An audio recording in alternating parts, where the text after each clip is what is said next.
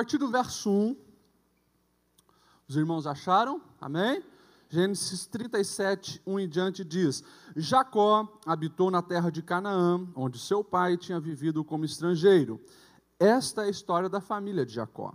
Quando José tinha 17 anos, pastoreava os rebanhos com seus irmãos. Ajudava os filhos de Bila e os filhos de Zilpa, mulheres de seu pai, e contava ao pai a má fama deles. Ora, Israel gostava mais de José do que qualquer outro filho, porque ele havia nascido em sua velhice.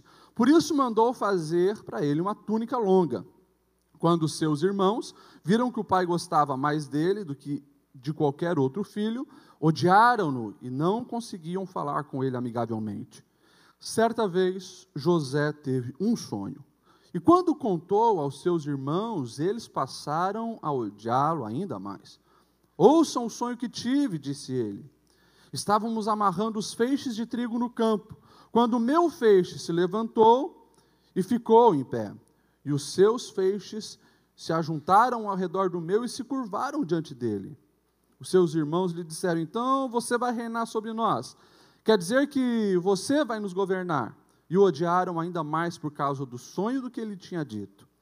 Depois teve outro sonho, e o contou aos seus irmãos: tive outro sonho, e desta vez o sol, a lua e 11 estrelas se curvavam diante de mim. Quando o contou ao pai e aos irmãos, o pai o repreendeu e disse: que sonho foi esse que você teve? Será que eu e sua mãe e seus irmãos viremos e nos curvaremos até o chão diante de você? Assim, os seus irmãos tiveram ciúme dele. O pai, no entanto, refletia naquilo. Amém? Pode se assentar. Deus colocou no meu coração para estar falando nesta noite sobre sonhos. Sobre sonhos. Você tem um sonho, meu irmão? Você tem um sonho, minha irmã? Amém? Os homens que aqui estão têm um sonho? As mulheres que aqui estão têm um sonho? Eu estava refletindo esses dias numa frase que eu ouvi, e pastor ouve de vez em quando essa frase: pastor, já mataram os meus sonhos, já assassinaram os meus sonhos. Eu estava refletindo num sábio contemporâneo que ele disse que sonhos não podem ser assassinados. E eu fui ver por que ele falou isso: sonhos não podem ser assassinados. E ele dizia assim: sonhos não podem ser assassinados. Nos sonhos acontece o suicídio. E a explicação dele era que vão sim tentar matar os teus sonhos, mas o sonho só morre quando o sonhador abre mão dele. E ele diz: isso é um suicídio. Quando nós olhamos para a história de José, vamos ver o menino que ficou conhecido como o sonhador. Você conhece bem essa história. Desde criança nós ouvimos a história do menino que ganhou a capa colorida. E sempre foi, desde a minha infância, uma das histórias favoritas também do meu coração. Sabemos que ele era o filho favorito, predileto de Jacó, por ser, claro, o primeiro filho da sua amada mulher, Raquel. A mulher pela qual ele tinha investido 14 anos de trabalho para poder conquistá-la. E esperava, um filho dela, o fruto daquele amor. E quando nasce José, provavelmente o coração do velho Jacó quase parou. Era muita felicidade, era muita alegria. E desde pequeno aquele menino cresce debaixo de um pai babão, que o apreciava, o cuidava, consequentemente. O tratava diferente dos seus irmãos.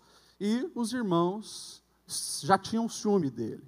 Com 17 anos, José, ele tem um sonho. Um sonho que enquanto trabalhava no campo com seus irmãos, o feixe dele se coloca de pé, e os feixes dos irmãos se curvam diante dele. Ele acreditava naquele sonho, algo que falava com ele através daquele sonho, e ele foi compartilhar com a sua família, era a sua família. Alguns pregadores acham que ele queria jogar na cara dos irmãos. Não. eu imagino, quem sabe ao redor da mesa, foi compartilhar algo que ele tinha recebido. E ele falou: olha, eu sonhei essa noite que o meu feixe ficou de pé, nós estávamos no campo trabalhando e os feixes de vocês curvavam diante de mim. O texto diz que os irmãos passaram a odiá-lo ainda mais. E não ficou num sonho só. Veio um segundo sonho onde o sol, a lua e 11 estrelas se curvavam diante dele, e quando ele relata, o ódio dos irmãos aumentam sobre José. Você conhece o decorrer da história e você conhece o final.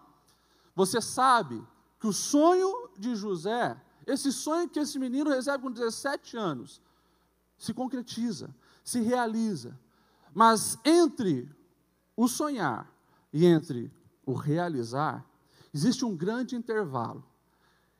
E depende muito do que nós fazemos nesse grande intervalo para que um sonho deixe de ser um sonho e se torne realidade. Eu comecei perguntando para você se você tinha um sonho. E você disse que tem. Não sei se o seu sonho se realizou, mas acredito que a maioria de nós estamos nesse intervalo. Em muitos sonhos que nós temos. E o que nós estamos fazendo, o que nós faremos, determina se o nosso sonho vai se realizar. E eu quero compartilhar com você duas verdades principais para que esse sonho que você recebeu de Deus venha se realizar. O primeiro é continuar acreditando mesmo quando as circunstâncias são desfavoráveis. Continuar acreditando no seu sonho, mesmo quando as circunstâncias são desfavoráveis. O José, menino sonhador, ele teve de superar algumas coisas. Acreditou no seu sonho. E o primeiro desafio surgiu logo: a perseguição dos seus irmãos. Certo dia, os irmãos estavam apacentando os rebanhos no campo e o pai pede: José, vai ver onde estão os seus irmãos. E ele vai procurá-los. E ele não encontra onde esperava que ia achar. Encontra alguém e ele diz: olha, teus irmãos já foram para o outro caminho. Ele vai atrás e encontra os irmãos, e quando os irmãos veem José lá longe, olha só quem está vindo lá. É o menino sonhador. Vamos matá-lo? Vamos matá-lo. Vamos ver o que vai ser dos seus sonhos. Rubem, o irmão mais velho, diz: não vamos derramar sangue do nosso irmão. Vamos fazer o seguinte, vamos jogar ele num buraco aí. Na intenção de Rubem, que era o irmão mais velho, era assim: depois de resgatá-lo e restituí-lo ao pai. Jogam ele no poço, fica lá um tempo, mas Judá vê os ismaelitas chegando e diz: não, vamos lucrar em cima do nosso irmão. Vamos vender ele como escravo. Os ismaelitas chegam e José é ali vendido como escravo para os seus irmãos. Você precisa entender, não ser ingênuo, entender que vai sim ter perseguição, ter pedradas, ter pessoas tentando destruir os seus sonhos. Na verdade, vai ter mais pessoas tentando impedir que os teus sonhos se realizem do que pessoas dispostas a apoiar. A frase que José ouviu, dizendo: veremos o que acontecerá com os seus sonhos, provavelmente já aconteceu na sua vida e vai sim acontecer mais e mais. Mais triste quando é nessa situação, dentro de casa, pessoas que se confiam, pessoas a quem você abre o coração, pessoas do seu convívio diário. A situação é pior e a dor é maior. Então não seja ingênuo. Vai ter sim perseguição, mas nós precisamos também lutar contra isso e superar este desafio. Mais na frente nós vamos ver a história de Neemias, um homem que, ao ouvir dizer que os muros de Jerusalém estavam derrubados, a cidade estava sendo defraudada, ele teve um sonho no seu coração: eu vou voltar lá para a nossa cidade e vamos reconstruir os muros. E você sabe que durante aqueles dias de construção, era uma mão trabalhando e a outra segurando a espada, porque os inimigos não queriam que os muros fossem edificados, estavam prontos para atacar a qualquer momento. Quando viram que eles estavam armados, tentaram na persuasão verbal, desânimo, através de palavras, dizendo, parem com isso, olha o tipo de muro que vocês estão construindo, se uma raposinha subir aí, vai cair. Não conseguiram também. Tentaram pelo método da distração. Neemias, para a obra, vem conversar conosco, nós precisamos fazer uma reunião contigo. A perseguição para frustrar o sonho de Neemias foi intenso, mas Neemias estava focado. E ele mandou um recado para os seus inimigos: eu tenho uma grande obra para cumprir, não vou sair daqui. Referente aos seus sonhos, você precisa ter essa postura de guerreiro, de valente, vencer as perseguições. Vai acontecer, mas maior é quem te deu o sonho e está contigo. Maior é o Senhor que está conosco.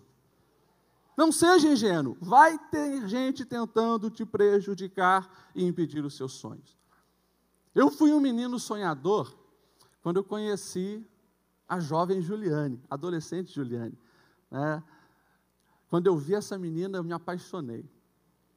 Depois de um ano morando em Blumenau, ela começou a vir aqui nos cultos e quando eu falei para os amigos, olha os amigos, quando eu falei para os amigos, cara, que moça bonita, estou me interessado, vou conquistar ela.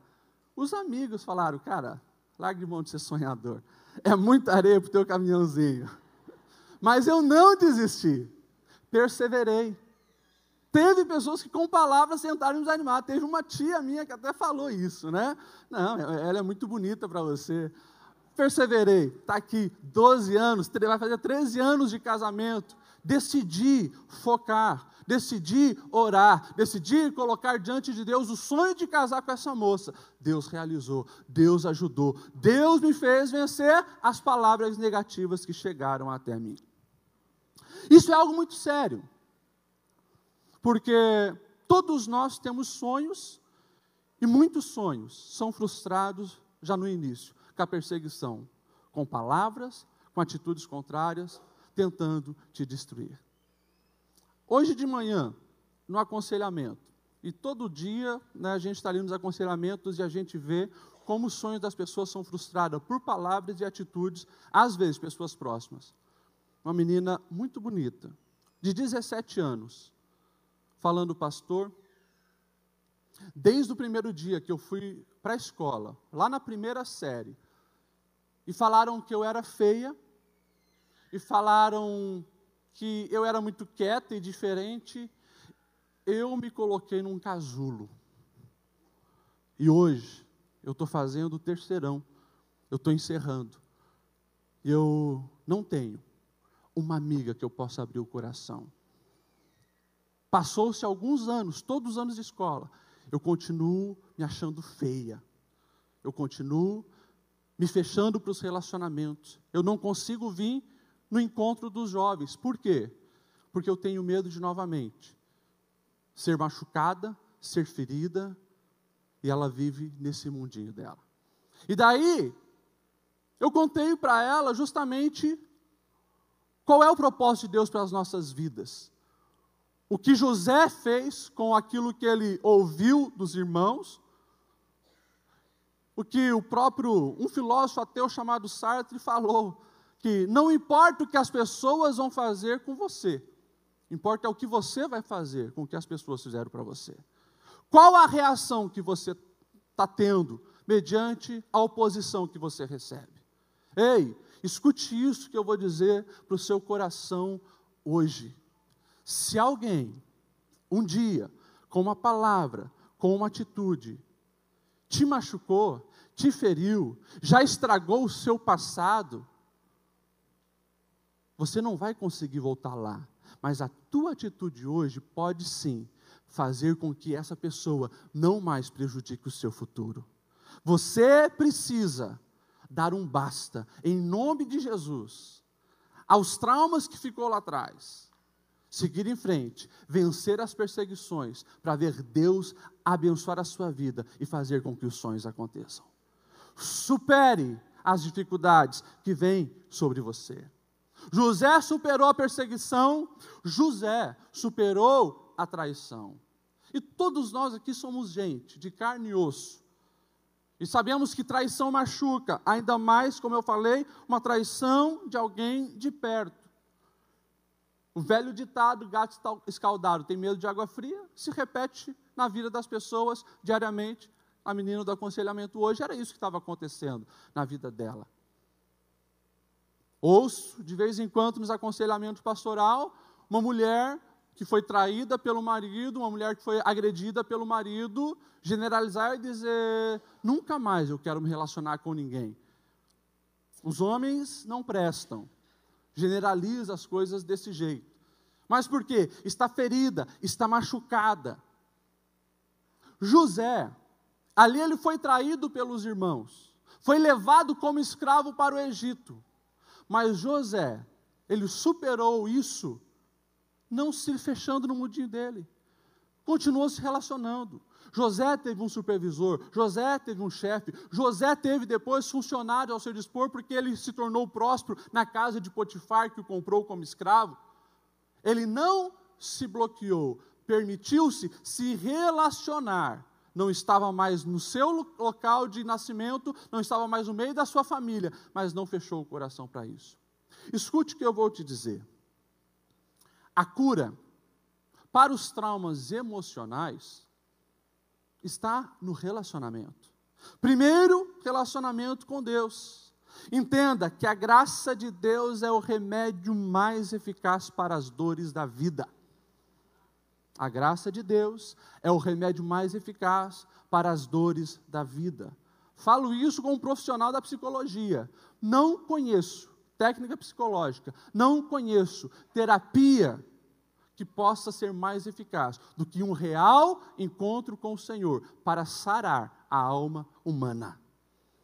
Você pode ter certeza absoluta disso, é a palavra de Deus. Você precisa entender que Deus já tomou a iniciativa para curar a nossa alma. Está lá, você conhece, João 3,16. Porque Deus amou o mundo de tal maneira que deu o seu Filho para nos redimir do pecado. Deus já tomou isso. O apóstolo Paulo, ele vai dizer, 1 Coríntios 15:10, justamente isso, que Cristo garantiu a ele emoções sadias. Ele vai dizer, pela graça de Deus, eu sou o que sou, e a sua graça para comigo não foi inútil. Ele tomou posse da graça de Deus, tomou posse do relacionamento com Deus. Isso sarou a vida dele. E segundo, relacionamento com gente. A cura para os traumas emocionais, relacionamento com Deus. Relacionamento com gente. Você não vai encontrar uma pessoa que diz assim, não, eu estou cansado de ser machucado por gente. Me traíram, mentiram, me caluniaram, estou cansado disso, então eu vou me isolar. Não quero mais ter contato com pessoas. Se você um dia conseguir encontrar essa pessoa, você vai ver que ele está destruído emocionalmente. Por quê? Assim como nós somos feridos nos relacionamentos, a cura também está nos relacionamentos. Fomos feitos para amar a Deus acima de todas as coisas e o próximo como a nós mesmos. José, ele superou a perseguição, a traição e também o desânimo. Você imagine isso, um menino, 17 anos, levado para um outro país, outra língua, outros deuses, outra cultura, longe do pai. Agora, esse menino que eu creio que talvez a maioria pensava que era um menino mimado, mostrou que não era tão mimado assim. A Bíblia diz que ele, ao ser comprado por Potifar, deu o melhor de si. Menino esforçado, batalhador, guerreiro, não aceitou ser vítima da circunstância negativa, mas disse, estou aqui, estou num lugar ruim, não vou me deprimir, não vou me enclausurar, não vou ficar reclamando e murmurando da vida. Com a ajuda de Deus, começou a trabalhar, a lutar, a vencer, se destacou. Quando Potifar bota o olho nele, no trabalho dele, caramba, que excelência. Viu que Deus era com esse menino, aonde ele botava a mão, as coisas davam certo, prosperava, colocou ele como o governador da sua própria casa. O texto diz que Potifar não sabia mais nada do que acontecia. O único dever dele agora era pegar a colher, colocar a comida na boca, porque estava tudo sob o comando do jovem José. José venceu o desânimo, venceu a depressão, mesmo tendo motivo para chutar o pau da barraca e dizer: fizeram isso comigo, agora não tem mais sentido na vida. Agora eu vou me isolar, agora eu estou down. Não, ele lutou, trabalhou e fez o seu melhor. Sempre vai ser assim. Pessoas vão tentar colocar fardo sobre nós, tentar nos desanimar, mas, como eu disse, qual é a tua reação diante disso? Vai baixar a guarda? Vai desistir? Tem um ditado que vocês conhecem, que é um ditado popular aqui no Brasil, que a vida é dura para quem é mole. Com a graça do Senhor, a gente consegue forças e ânimos para viver acima da mediocridade. E tudo aquilo que nos vier à mão para fazer, lutar para fazer com excelência. O sábio Salomão, ele escreve em Eclesiastes 9:10, o que as suas mãos tiverem que fazer, que o façam com toda a sua força. Eu gosto da versão contemporânea que diz: agarre cada oportunidade com unhas e dentes e faça o melhor que puder.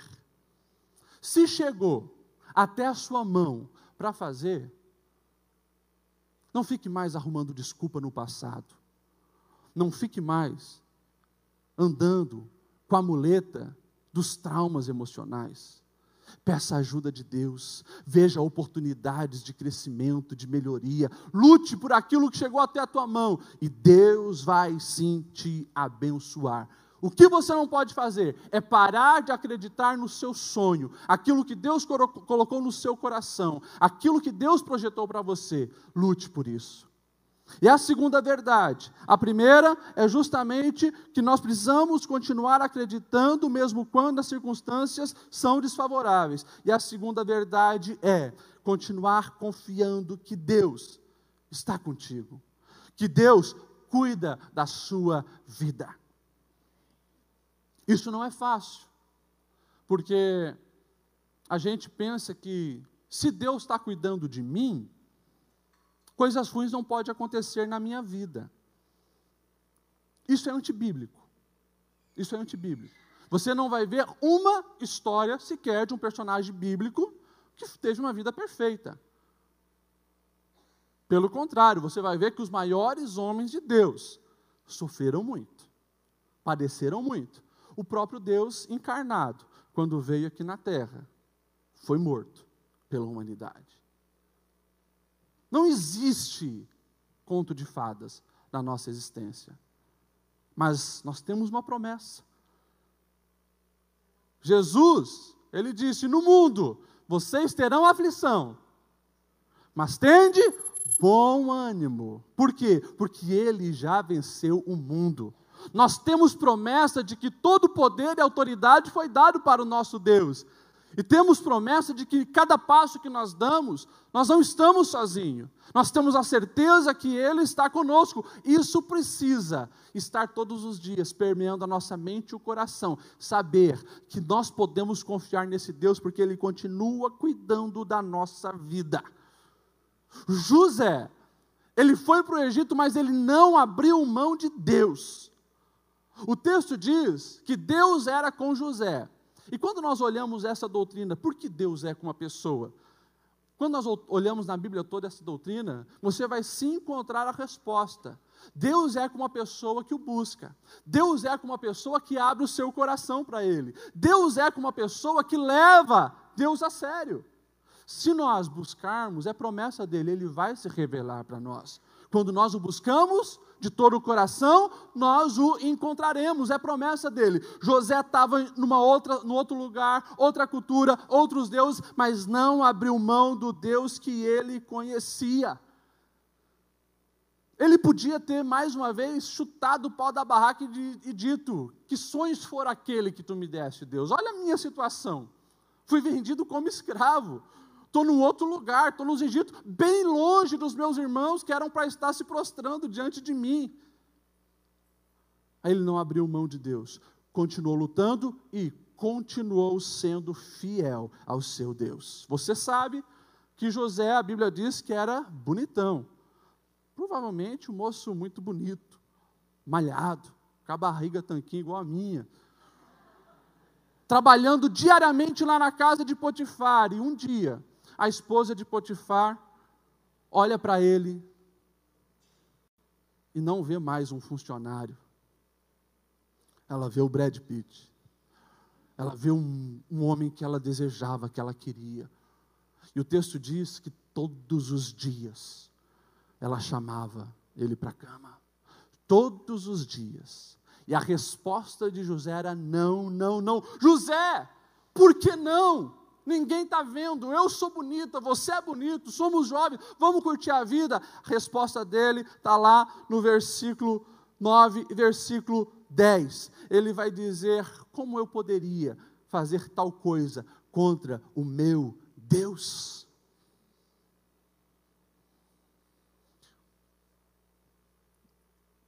Nosso adversário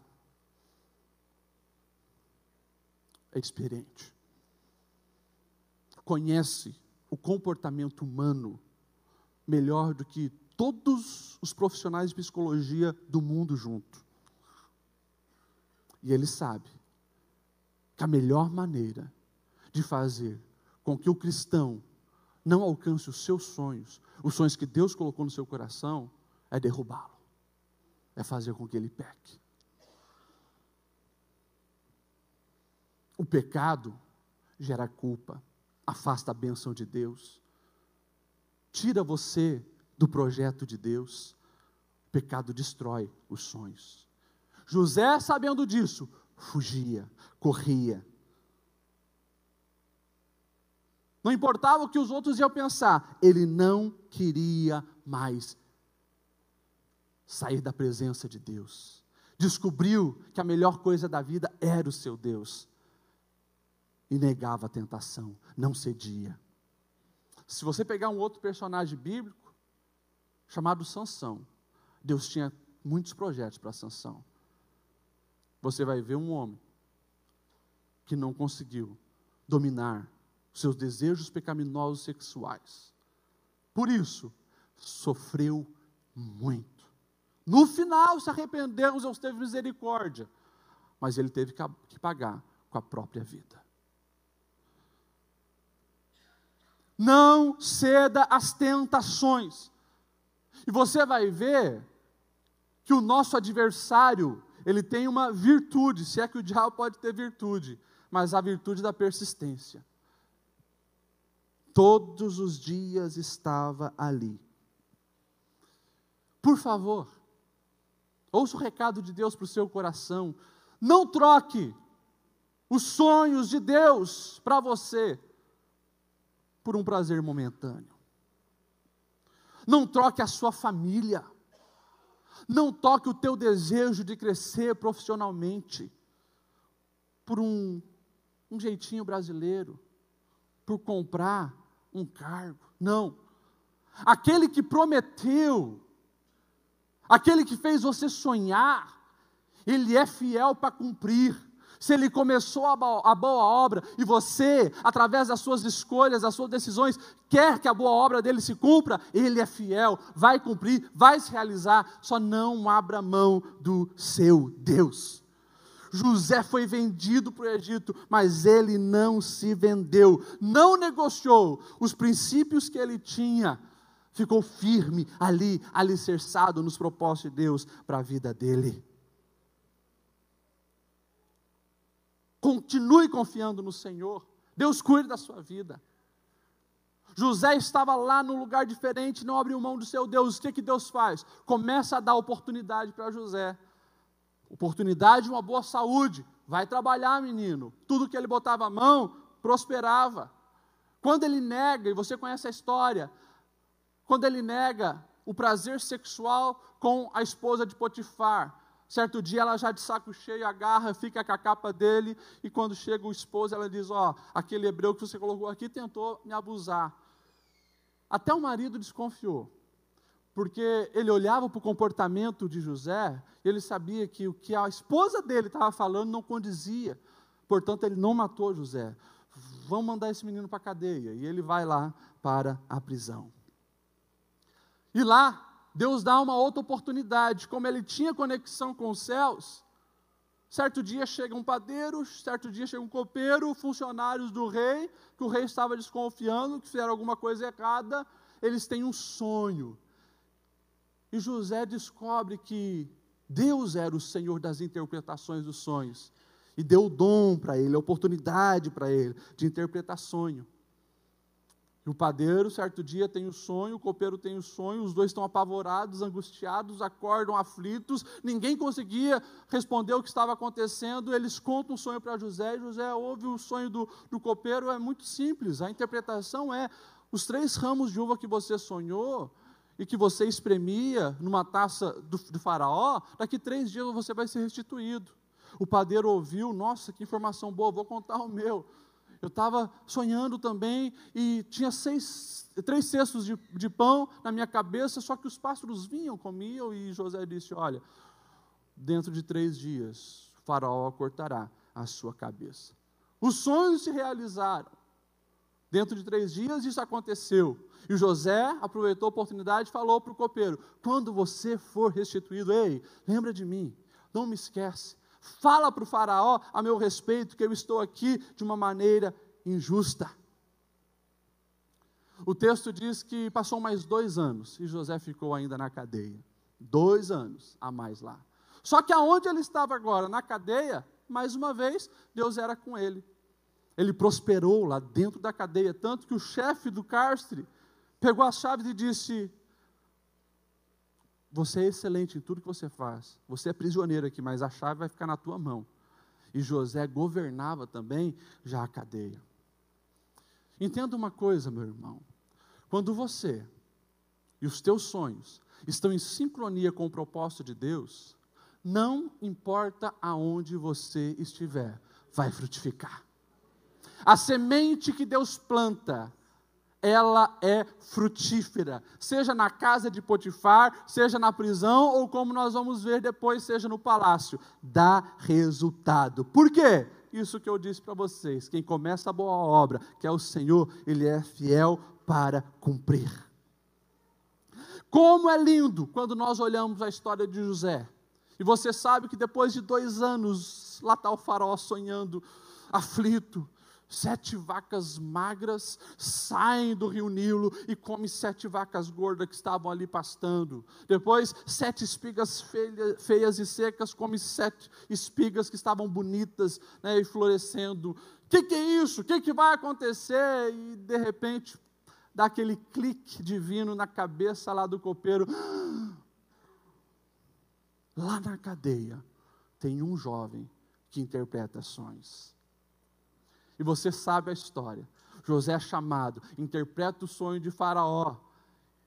Aproveita a oportunidade e diz, Faraó, vai vir 7 anos de muita fartura. A terra vai brotar assim abundantemente, mas em seguida, 7 anos de extrema seca, miséria, não vai brotar nada. Então, olha só, a deixa. Então, Faraó, escolha alguém capacitado, para que durante esses 7 anos de fartura, enche os celeiros, pegue, quem sabe, a maioria do que for colhido, guarde ali, e depois possa fazer a distribuição e a venda desse alimento, e Faraó fica maravilhado, aonde nós vamos encontrar alguém tão sábio? Lá estava agora José, na posição de governador do Egito, sendo honrado por Deus, e depois você sabe, os sonhos vão acontecer. Nesse período, entre o sonho e a realização do sonho, surgem muitos questionamentos, mas em tudo nós vamos ver a soberania desse Deus. Por isso, a confiança em Deus precisa ser plena. Por quê? Deus levou esse menino lá para o Egito, porque seria o lugar onde ele governaria. Ao trabalhar na casa de Potifar, ele estava sendo treinado para a administração. Ao ser enviado lá para a prisão, Deus estava colocando José com pessoas próximas ao faraó, que um dia seria instrumento divino para honrar o menino. Deus estava ali fazendo acontecer. Lembre-se disso, Deus nos dá sonhos para que os propósitos dele se cumpram aqui na terra. Os sonhos que Deus te deu, Você deve lutar por ele, confiar em Deus, acreditar que Deus está no controle, porque este é o propósito. Nos tempos de seca, a família de José vai atrás de comida e chega aonde? Lá no Egito, aonde ele era o governador. Os sonhos se realizam. Eles, sem saberem, estão curvados diante de José, pedindo socorro, pedindo a oportunidade de comprar comida. Lá na frente, capítulo 50, já no final da história de José, os irmãos ficam muito apavorados depois que o pai morre e pensam, José ele foi pacífico conosco, porque o papai estava vivo, mas agora que o papai morreu, ele vai pegar pesado com a gente pelo que a gente fez. E olha só a compreensão de José, verso 18 e 19, meus irmãos, não tenham medo.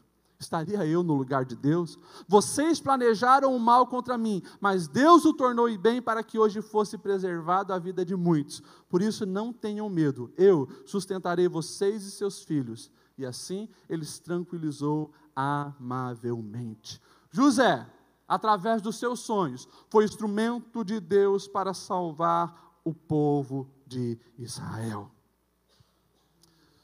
Vamos se colocar em pé nessa noite. Aquilo que Paulo vai falar lá na frente é uma grande verdade. Romanos 8, todas as coisas cooperam para o bem daqueles que amam a Deus. Como é que está o teu sonho? O que você está fazendo com o teu sonho? Pastor, eu reconheço que os meus sonhos hoje estão frustrados. Eu sonhava até com a profissão que eu estou trabalhando hoje, mas não tenho prazer, não tenho ânimo, não tenho vontade de acordar. Perdi o prazer de fazer aquilo que eu tanto me esforcei na vida toda para conquistar. Pastor, eu sonhei em morar numa casa grande, linda, com os meus filhos correndo, mas a nossa casa hoje parece um campo de guerra. É só palavras de briga, é só contenda, é só discórdia. O meu sonho dessa família não aconteceu. Pastor, quando me converti, eu tinha um sonho ministerial, de estar envolvido com os projetos da igreja, de evangelizar, de pregar, de cantar, de estar no meio dos grupos que estão fazendo ação social. Eu tinha um sonho e eu fui me decepcionando com gente, me decepcionei com o pastor, me frustrei, isso morreu. O Senhor hoje está dizendo para você, entrega de novo os sonhos na mão dele. O Senhor está dizendo para você, ei, não abaixe a guarda, continue lutando, continue se esforçando, não permita que as palavras negativas entrem no teu coração, mas persevera, seja firme, e mantenha a conexão com esse Deus que te deu sonhos.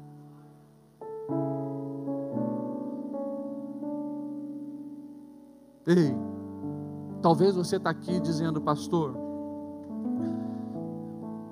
eu já passei dos 40, dos 50, dos 60, acho que eu nem devo mais sonhar. O Senhor, Ele prometeu que aos anciões dariam sonhos.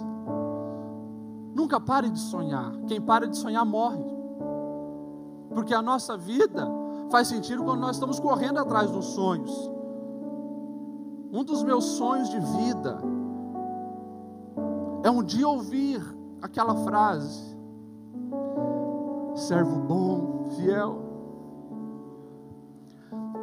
vem para o gozo do teu Senhor. Isso me mantém firme na minha caminhada, mas nós não podemos deixar de sonhar. Eu sonho e depois de aposentado rodar o mundo com a minha gata pregando o evangelho, ver os meus filhos crescerem cheios de vida. Eu sonho. José, 110 anos de vida foi que ele morreu, mas antes de morrer ele continuou mostrando que tinha sonhos, nunca parou de sonhar. Ele disse: olha, eu tenho um sonho de um dia o nosso povo, eu sei que vai acontecer, vai voltar para a terra que Deus nos deu, lá onde Abraão estava. E quando isso acontecer, por favor, não deixe os meus ossos aqui, leve junto. 110 anos sonhando com o seu povo, sonhando com a sua prole, sonhando que um dia estariam de novo na terra prometida por Deus.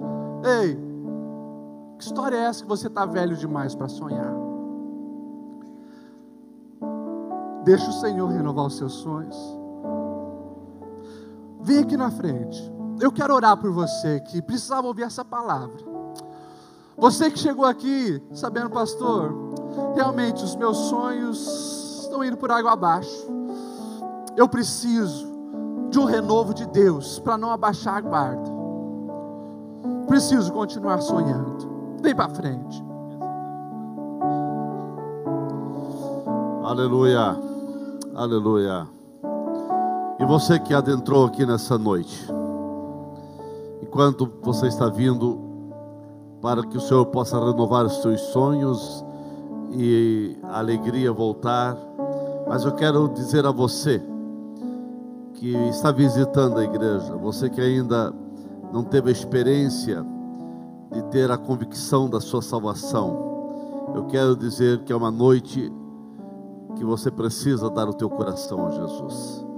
Jesus está dizendo para você: filho meu, filha minha, dai-me o teu coração. Você precisa aceitar Jesus. Os teus sonhos serão realmente concretizados a hora que você entregar teu coração a Jesus. Quem sabe não concretizado da maneira que você pensa, não da maneira que você imagina, porque Deus tem seus caminhos, mas você precisa entregar o teu coração a Jesus. Tem alguém aqui na frente que está aceitando a Jesus como seu Salvador, que quer dizer: pastor, eu quero ser um crente, eu quero Jesus na minha vida? Tem alguém aqui na frente que está tomando essa decisão? Levante sua mão, eu quero saber, porque eu quero fazer uma oração específica por você. Tem alguém? Tem alguém que quer aceitar Jesus nessa noite? Aqui tem uma senhora, chega aqui à frente. Aleluia. Tem mais uma pessoa para Jesus? Onde está a segunda pessoa? Quer dizer: pastor, eu quero começar uma nova vida, eu quero Jesus na minha vida. Nós vamos orar para as pessoas. Meus irmãos, nós ouvimos uma mensagem.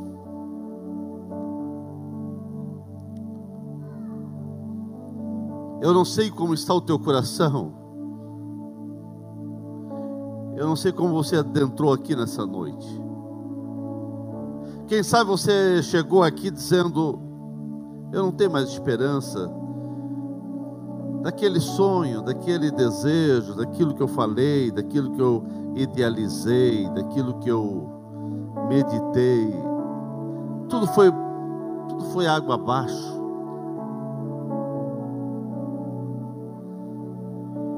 Quem sabe alguém diz para você: não tem mais jeito para o teu sonho. Aquilo que você pensou, aquilo que você sonhava, desejava, não tem mais jeito, não tem como. Coloque nas mãos do Senhor. Entrega teu caminho, entrega teus sonhos no caminho, nas mãos do Senhor, e tudo Ele fará. Deus vai fazer coisas extraordinárias. Coisas extraordinárias vão acontecer na tua vida. Coisas extraordinárias vão acontecer na tua casa, se você colocar tudo nas mãos do Senhor. Oramos nesse momento. Pai querido, aqui tem uma pessoa que está abrindo o coração a Ti, Senhor. Deus, venha abençoar essa pessoa. Escreva seu nome no livro da vida, dando paz a esse coração. Transforma essa vida, que ela possa sair daqui tendo a alegria da salvação e volta a sorrir, porque os seus sonhos voltam a estar nas tuas mãos, e nas tuas mãos milagres acontecem. Aqui, ó Deus, são diversas pessoas também que vieram à frente, pessoas que têm sonhos que precisam ser restaurados, pessoas que têm desejos, pessoas que idealizaram algum propósito, algum alvo na vida, mas as barreiras se levantaram, se tornaram obstáculos que na ótica humana intransponível. Mas nessa noite, Deus, vem abençoar essa jovem, vem abençoar esse jovem, vem abençoar essa moça, esse moço, esse casal, esse senhor, essa senhora. Deus, restaura os sonhos, renova a alegria, renova a fé, que os milagres venham ser realizados na vida desta pessoa. Que a tua bênção seja sobre esse casal, que a tua bênção seja sobre essa moça, esse moço, esse senhor, essa senhora. Deus, alegra esse coração, que todos possam voltar edificados, renovados, abençoados, despertados, que todos possam voltar a sonhar, voltar a sorrir, que todos possam levantar a cabeça, aleluia, que todos possam levantar a cabeça e voltar a sorrir.